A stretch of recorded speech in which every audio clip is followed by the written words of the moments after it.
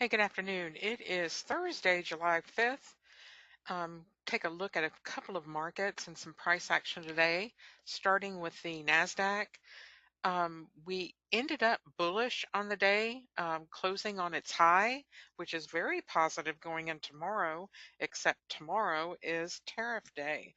Um, Mainly, these tariffs should be priced in by now, um, but it's whatever reaction comes out of China overnight. Anything new. There's some additional tariffs um, proposed to be applied, and we're waiting for a reaction from the Chinese government to the tariffs that are going to be imposed tomorrow. So that's what is not priced in. So this could be coming down a little bit ahead of the earnings that are going to be released um, the 16th through the 27th. So really, we do have 1 week, next week, the 9th through the 13th, that could find some bearish, bearish price action on new tariff concerns. Um, the market today rallied up in Globex. We got some really good ISM numbers and unemployment numbers that came out, and the market sold off. And I was like scratching my head, why is it selling off? Well, it was just a too deep of a pullback for me, for my taste. But I was anxious to get this party started again, but I wasn't patient. So you've just got to wait and trade what's on the monitor at that time. We'll break this down to a 3-minute chart. But what I want to show you is when the 15 matches the 3 with the 60, that's when you want to take your trades. You want to trade when they're all in alignment together, and especially when you're outside the channel. So these areas are the time frames that you want to be uh, approaching the market. Here we ran right flat into our um, volatility band. So the super trend. So that is keeping price down just under 71.30. So it's looking very good. The Fed minutes came out. The Fed members, reiterated we have a very strong economy, and that helped once those minutes came out, propel the market back up. I mean, why people want to short this growth is beyond me. We had a, you know, 5 years of market manipulation, heavy market manipulation, and 10 years of this, um, you know, recession or whatever you call it, depression, where the Fed kept the market going artificially. Now that the strings are off and the economy is going on its own engines, that's when you want to be buying that growth because it's real, it's not artificial. So people are on the internet saying that they want to short this. I don't get it. So we'll just have to trade what's in front of us, 15 minutes, 60-minute, 3-minute, and you know, go with the flow. Let me put this back on a 3-minute chart to show you the breakdown of what happened earlier with the price action. So here was that great pre-market move, just fantastic pre-market, just a killer run. And then we get into those numbers, and the numbers are good. And the market starts rolling over and selling off. And so then I thought, it's going to go for it. But then I said, I'm not going to take the trade here because we're in a red band, my red cloud. So sure enough, it rolls over and it just kept going and going and going. I'm like, well, it should bounce here. It should bounce here. I'm like waiting for my bounces, and it bounced on the high and the R1. And I thought, for sure it would take off there, but no, it comes back for a lower push into the pivot, the fib level. not the pivot, the fib level, just above the pivot. And that was all that was the magic one. But, it's like by that time, it's like, who knows what's going to happen. So that was the one. And then it started breaking out. And this is what we want to see. We want to see that 3 minute matching that 15-minute chart. So when it starts breaking out again, that's when we want to be taking these. And where do we want to be taking them? We want to take them anytime it gets to the bottom of a bar, a prior bar, or just anywhere that you can get in and grab these ticks while you've got it.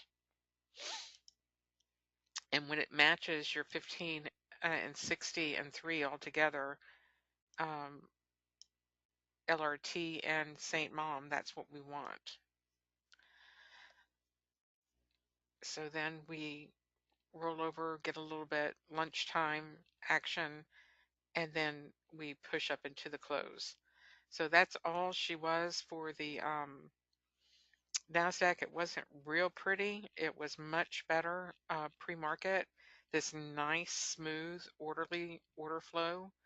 And you can see here, pushes outside the band. Once it goes inside the band, you're not going to really get anything until it pushes out again. And this is the opportunity. This is the one that's telling you, here's your chance to come in and grab some ticks. Now look at this one. It went right to the volatility band and pulled back. So you want to be on the right side of that volatility. And so once it rolled over, then we were able to take these trades up.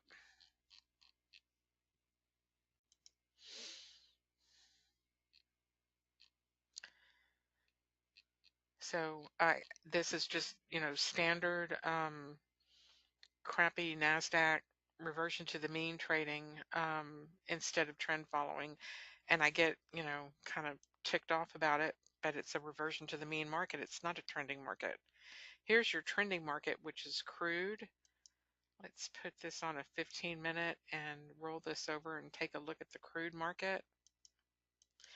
And the Saudis must have gotten the message because they changed the price of their products lower for August and are going to increase their production. We were getting a bit of ahead of our skis on that 75 price that it did get up to.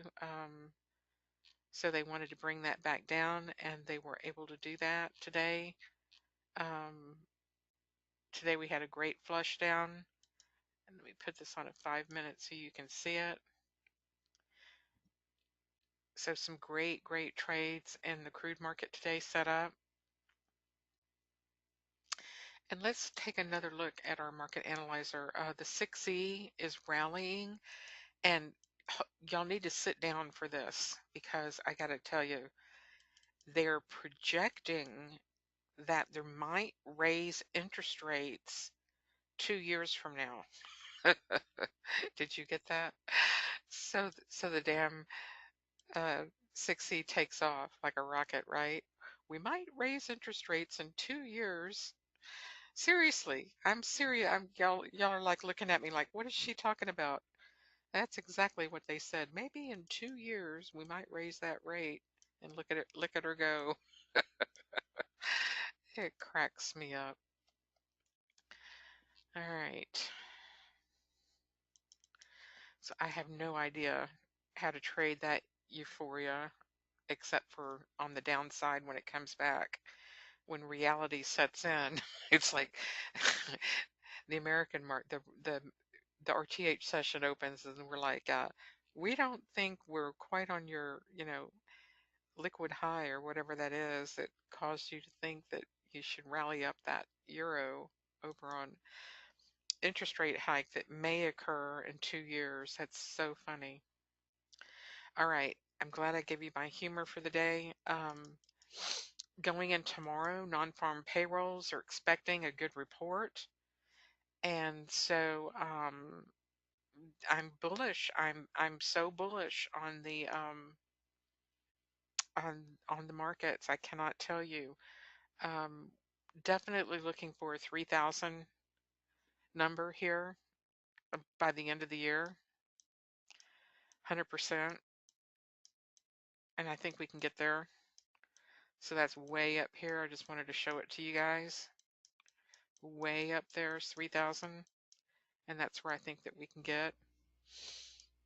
Put it on a 60-minute chart so we can see that.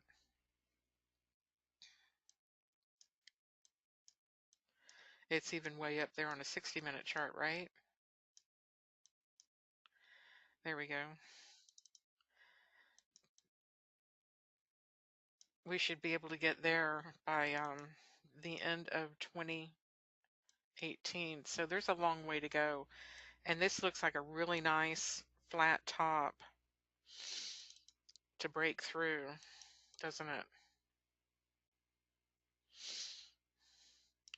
Once we get above that line.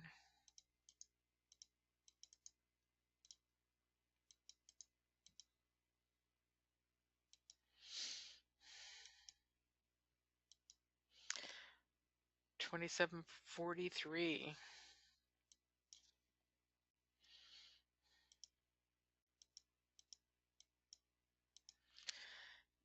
Go, go, go. And it looks like we're going to be trying to break into that tomorrow.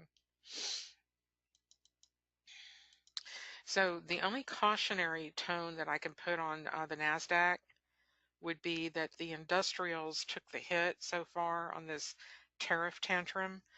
The technology stocks pretty much stayed out of it, fortunately, because no one wanted to get their IP stolen.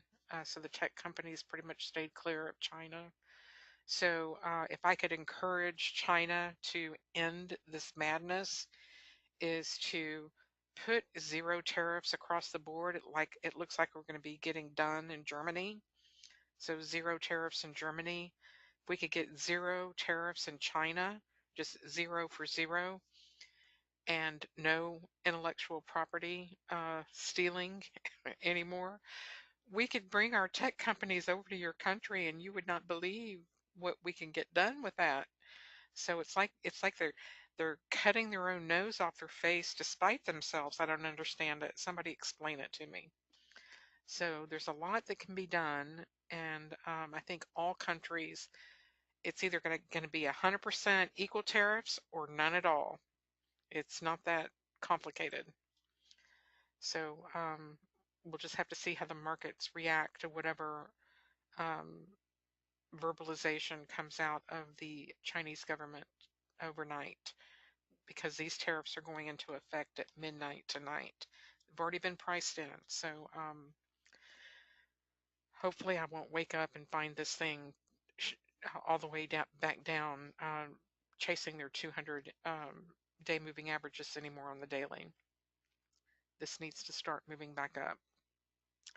And with that, I will let you go, and thank you so much, and see you guys mañana. Take care.